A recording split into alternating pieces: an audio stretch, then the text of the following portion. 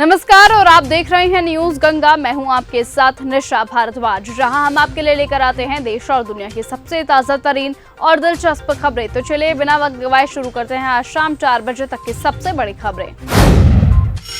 Police ने राहिल शेख को पूछताछ के लिए बुलाया। महाराष्ट्र में एमएनएस नेता जावेद शेख के बेटे राहिल शेख मामले में अंबोली पुलिस ने आज राहिल को फिर से पूछताछ के लिए थाने बुलाया है।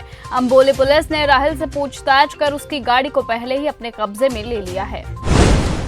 रेलवे ट्रैक पार करने के दौरान हुआ हादसा। तमिलनाडु के रेलवे ट्रैक पार कर रही एक स्कूल बस के ट्रेन की चपेट में आने की वजह से 2 छात्रों की मौत हो गई है। कुडालोर के एसपी जय कुमार ने कहा कि हादसे में 2 छात्रों की मौत हुई है। 2 छात्रों और बस संचालक घायल हुए हैं। रेलवे पुलिस, रेलवे अधिकारी और राज्य पुलिस घटना की जांच कर रही है। कांवड़ यात्रा को लेकर आज हाई लेवल मीटिंग। कांवड़ यात्रा को लेकर आज मेरठ में हाई लेवल मीटिंग होने वाली है। बैठक में 4 राज्यों के पुलिस शामिल होगी। बता दें कि मेरठ के कमिश्नर सभागार में कांवड़ यात्रा की तैयारियों पर बैठक होगी। यूपी के डीजीपी राजीव कृष्ण और प्रमुख सचिव संजय प्रसाद भी मौजूद रहेंगे। बैठक में उत्तर प्रदेश के अलावा दिल्ली, हरियाणा और उत्तराखंड के पुलिस अधिकारी शामिल होंगे, जबकि राजस्थान के अधिकारी वीडियो कॉन्फ्रेंसिंग के जरिए हिस्सा लेंगे। बिहार में वोटर लिस्ट पर बवाल। बिहार में वोटर लिस्ट के विशेष गहन पुनरीक्षण पर बवाल मचा हुआ है। वोटर लिस्ट रिवीजन को लेकर जहां एक तरफ विपक्षी पार्टियां सुप्रीम कोर्ट का दरवाजा खटखटा रही हैं, तो दूसरी ओर सुप्रीम कोर्ट में अधिवक्ता अश्विनी उपाध्याय ने एक याचिका दाखिल कर उल्लेख किया है, जिसमें उन्होंने चुनाव आयोग को नियमित समय में वोटर लिस्ट के रिजीव का निर्देश मांगने की मांग की है।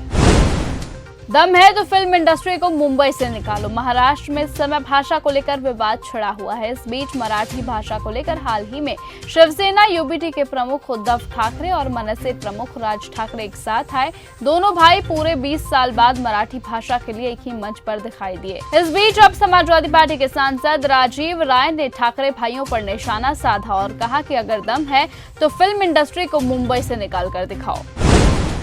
ओवैसी की चाल में फंस गए लालू और राहुल। ओवैसी की एआईएमआईएम ने पिछले बिहार चुनावों में चुनाव लड़ा और शानदार प्रदर्शन करते हुए 5 सीटों पर जीत हासिल की। यही नहीं, कई सीट ऐसे भी, खासकर सीमांचल इलाके में महागठबंधन को नुकसान भी एआईएमआईएम ने ही पहुंचाया, जिसके बाद अब महागठबंधन की ओर से ओवैसी को बीजेपी की बी टीम बताया जाने लगा है, जिस वजह से अब ये कयास लगाए जा रहे हैं कि ओवैसी की चाल में अब लालू प्रसाद यादव और राहुल गांधी पूरी तरह से फंसते हुए नजर आ रहे हैं।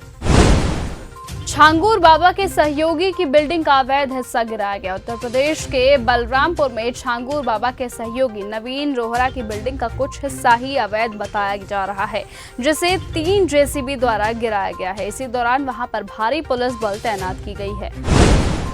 यमुना पर दिल्ली यूपी में कंफ्यूजन। वर्षों बाद ऐसा मौका आया जब उत्तर प्रदेश के साथ साथ राष्ट्रीय राजधानी दिल्ली में भी बीजेपी की सरकार है।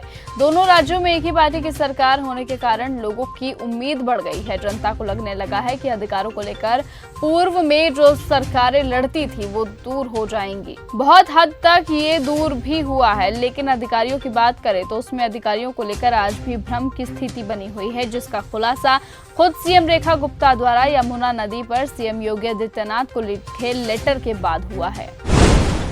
हमने बहुत सी लड़ाइयां रुकवाई हैं, बोले ट्रंप। अमेरिकी राष्ट्रपति डोनाल्ड ट्रंप ये कहते हैं कि हमने बहुत सी लड़ाइयां रुकवाई हैं। इनमें बहुत बड़ी लड़ाई जैसे भारत और पाकिस्तान के बीच की थी।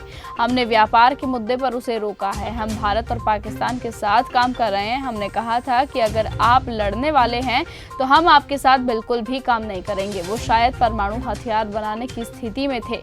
इसे रोकना वाकई महत्वपूर्ण था।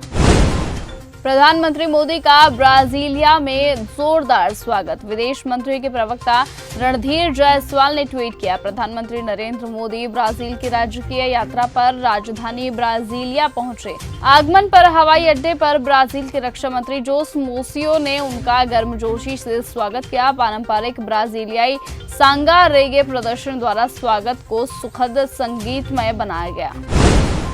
तो फिलहाल आज की इस बुलेटिन में सिर्फ इतना ही। देश और दुनिया की तमाम बाकी खबरों से ऐसे ही जुड़े रहने के लिए आप बने रहिए और ऐसे ही देखते रहिए न्यूज गंगा। नमस्कार। ऐसी ही खबरों को सुनने और देखने के लिए सब्सक्राइब करना बिल्कुल मत भूलिएगा चैनल न्यूज गंगा। खबरें अच्छी लगी तो लाइक का बटन दबाना बिल्कुल मत भूलिएगा। कमेंट बॉक्स में टाइप भी कर सकते हैं और हाँ, शेयर करना भी बिल्कुल मत भूलिएगा।